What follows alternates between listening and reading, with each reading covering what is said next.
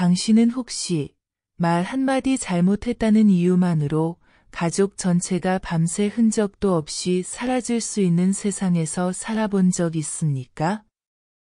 잠든 아이 곁에서라도 누군가 내 속마음을 엿듣고 있을까 두려워 입을 꼭 다물어야 했던 날들. 정치 이야기는커녕 친구와의 일상적인 대화조차 끝없는 감시 속에서 이루어져야 했던 그곳. 배가 고파도 먹을 수 없고 아파도 치료받을 수 없으며 하고 싶은 말이 있어도 꺼낼 수 없었던 나라. 웃는 얼굴 뒤에 항상 그림자를 숨겨야 했던 그곳. 바로 그곳에서 수십 년을 살아온 사람들이 자유라는 두 글자 아래 살아가는 대한민국 땅을 처음 밟았을 때 그들이 마주한 건 기쁨도 희망도 아니었습니다. 그것은 오히려 깊고 거대한 공포였습니다. 왜일까요? 마트에 들어섰을 때 너무 많은 물건들 앞에서 멈춰버린 시선. 거리에서 사람들이 대통령을 비판하는 말을 아무렇지 않게 내뱉을 때 느낀 충격. 치킨 한 마리를 시키기 위해 어떤 맛을 고를지조차 고민 끝에 전화를 끊어야 했던 무력감. 병원에서 건강검진을 무료로 받을 수 있다는 말에 오히려 사기꾼을 의심했던 불신. 이 모든 것은 단순한 낯설음이 아니라 몸과 마음 전체를 마비시키는 진짜 문화적 쇼크였습니다.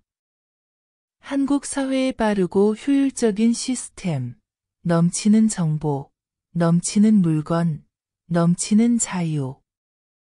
우리에겐 너무 당연하고 평범한 것들이 누군가에겐 감당할 수 없는 공황 상태로 이어지기도 합니다.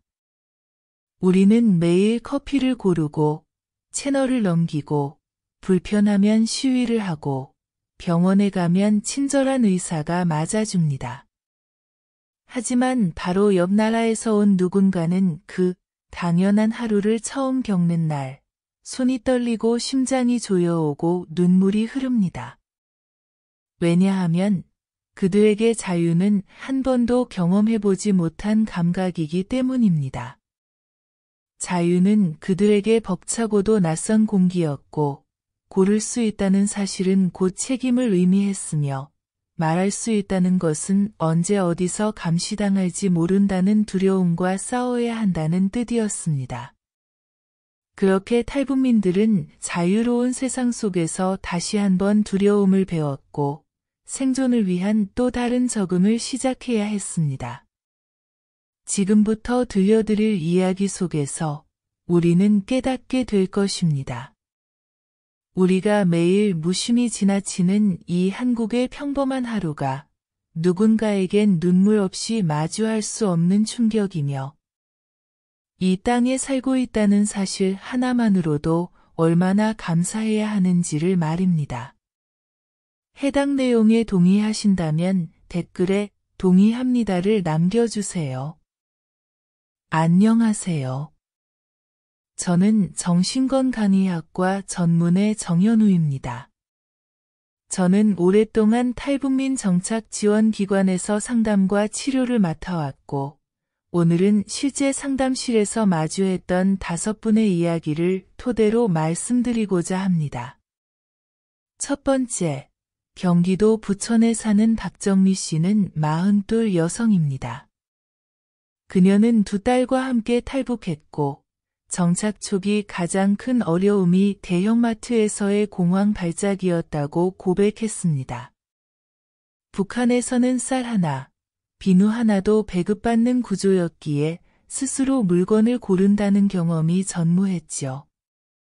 한국에 와서 처음 마트에 갔을 때 눈앞에 펼쳐진 과자의 종류와 형형색색의 포장지들, 정육 코너의 고기 진열, 각양각색의 식재료들이 그녀의 뇌를 마비시켰습니다. 선택의 범위가 넓을수록 오히려 인간의 뇌는 정보 처리에 부담을 느끼며 감각 과부하에 빠지게 됩니다. 실제로 그녀는 마트 중간에서 주저앉아 호흡 곤란을 겪었고 이후 한동안 혼자서 장을 보러 가지 못했습니다. 이는 단순한 문화적 차이가 아닌 감각 피로와 자율신경계 반응의 문제입니다. 두 번째, 강원도 원주에 정착한 김재호 씨는 56 남성입니다. 그는 북한에서 교사로 일하다가 탈북해 홀로 정착했습니다. 그가 가장 충격받았던 것은 한국 사람들이 거리에서 자유롭게 정치 이야기를 나눈다는 것이었습니다. 북한에서는 정치적 발언은 곧 생존의 위협이었고 일상적인 대화조차 늘 검열을 의식해야 했습니다. 김 씨는 한국에 와서 버스 안에서 누군가 대통령을 비판하는 말을 듣고 깜짝 놀라며 주변을 두리번거렸다고 했습니다. 그는 처음 몇 달 동안 아무에게도 자신의 의견을 말하지 못했고 누가 질문을 해도 그냥요 라는 말만 반복했습니다. 표현의 자유는 신경학적으로 전두엽과 해마의 작용과 관련이 있습니다. 오랜 억압 속에서는 이 부분의 기능이 위축되며 자유로운 표현은 위협으로 인식되기 마련입니다. 세 번째는 서울 동작구에 사는 최은하 씨, 45 여성입니다. 그녀는 북한에서 간호사로 일했지만 정작 자신과 가족은 약 하나 제대로 구하지 못해 늘 고통 속에 살았다고 합니다. 한국에 와서 주민센터를 통해 건강검진을 받을 수 있다는 안내를 받았을 때 처음에는 사기라고 의심했다고 합니다. 건강보험증만 있으면 병원에 가고 처방약을 싸게 받을 수 있다는 제도가 믿기지 않았던 것입니다. 특히 어느 날 심한 복통으로 응급실을 방문했을 때 대기 시간도 없이 바로 치료를 받고 수액을 맞은 후 회복한 뒤 그녀는 눈물을 흘렸다고 합니다. 이게 진짜 국가구나 라고 말하면서 말이죠. 의료 접근성은 단순한 복지의 개념이 아니라 생존과 직결되는 현실입니다. 북한에서는 감기조차도 목숨을 걸고 이겨내야 하지만 한국에서는 그것이 당연하게 치료 가능한 것이 되어 있습니다. 이 차이는 뇌에서 안전에 대한 인식 자체를 변화시킵니다. 네 번째는 대전 중구의 윤영석 씨, 51살입니다. 그는 북한에서 공장 기술자로 일했고 한국에 와서도 빠르게 기능직으로 취업했지만 한동안 속도에 적응하지 못해 불안장애 진단을 받았습니다. 북한에서는 한 가지 행정 절차를 위해 몇 달씩 기다리는 것이 일반적이었고 업무도 느리게 진행되며 별다른 경쟁이 없었습니다. 그러나 한국은 모든 것이 빠릅니다. 인터넷 접속, 택배 배송, 행정 처리, 취업 시스템까지. 윤 씨는 적응 초기에 일터에서 하루에 너무 많은 정보를 받아야 한다는 이유로 두통과 불면을 호소했습니다. 우리 뇌는 새로운 환경에 적응하기 위해 스트레스 호르몬인 코르티솔을 다량 분비하게 되고 이 과정이 반복되면 결국 만성 스트레스로 이어집니다. 한국 사회의 속도감은 경제 성장의 상징이지만 북한 출신 정착민들에게는 정신적 탈진을 유발할 수 있는 요인입니다. 마지막 다섯 번째, 인천 부평에 거주하는 조선희 씨는 47 여성으로 북한에서는 대학 행정직이었습니다. 그녀가 처음 맞닥뜨린 충격은 자유라는 단어 그 자체였습니다. 무슨 옷을 입을지, 무슨 음식을 먹을지, 어떤 일자리를 구할지, 하루의 동선을 어디로 잡을지 모든 것이 자기 선택이라는 사실에 오히려 마비되는 느낌을 받았다고 했습니다. 특히 치킨을 시키려 전화를 걸어 양념과 후라이드 중 무엇을 먹을지 결정을 못하고 결국 전화를 끊었다는 경험은 상징적입니다. 선택은 자율성과 책임을 동시에 요구합니다. 북한은 집단주의 기반의 사회이고 한국은 극단적으로 개인 선택을 강조하는 사회입니다.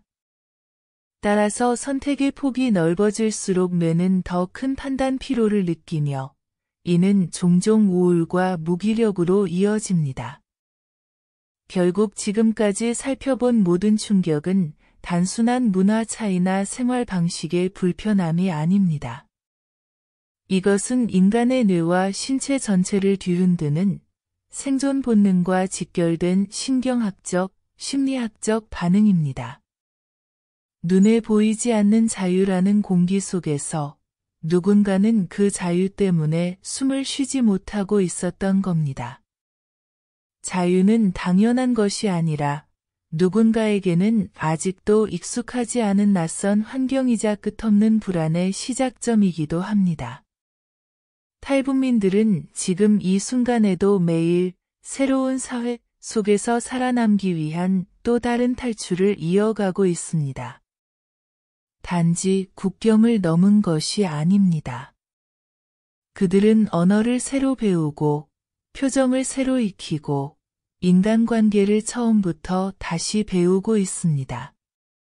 우리에게는 아무렇지도 않은 스마트폰 하나, 지하철 노선 하나, 공공기관의 안내방송 하나가 어떤 이들에겐 혼란의 연속이고 때로는 눈물을 삼켜야 하는 벽이 됩니다. 그러니 이제는 이 말이 진심으로 와닿아야 합니다. 그들의 충격은 곧 우리의 자각입니다. 우리가 매일같이 반복하는 선택, 표현, 이동, 치유, 이 모든 행위는 실은 아주 많은 축복 위에 서 있는 것입니다. 대한민국은 지금도 여전히 완전하지 않은 사회이지만 어떤 이들에게는 상상조차 할 수 없었던 기회와 존엄을 주는 공간입니다. 그러나 우리는 너무 쉽게 무감각해집니다. 인터넷이 느리다고 화를 내고 병원 대기가 길다고 짜증을 내며 내가 고른 음식이 마음에 들지 않는다고 불평합니다.